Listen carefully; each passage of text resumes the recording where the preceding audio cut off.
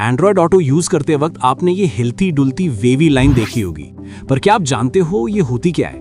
आज के वीडियो में हम एंड्रॉयड ऑटो के वेवी प्रोग्रेस बार को सिंपल लैंग्वेज में समझेंगे। ये कोई नॉर्मल लोडिंग बार नहीं है और ना ही इसका मतलब है कि सिस्टम स्लो हो गया है।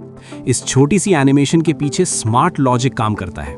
इसे वेव फॉर्म एनिमेशन भी कहते हैं। इसका काम परसेंटेज दिखाना नहीं, बल्कि ये बताना है कि सिस्टम एक्टिव है और रियल टाइम में काम कर रहा है।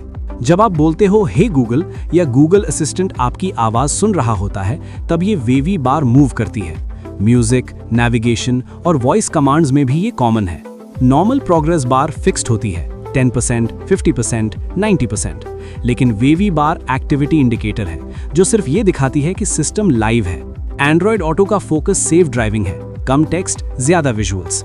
वेवी बार से बिना स्क्रीन पढ़े ही पता चल जाता है कि सिस्टम सुन रहा है, डिस्ट्रैक्शन कम होता है। अगर मूव ना करे तो माइक इशू, स्लो इंटरनेट या गूगल असिस्टेंट रिस्पॉन्स प्रॉब्लम हो सकता है। माइक और नेटवर्क चेक करना बेस्ट सोल्यूशन है। अब जब भी एंड्रॉयड ऑटो में ये वेवी लाइन देखो, समझ जाओ सिस्टम एक्टिव है।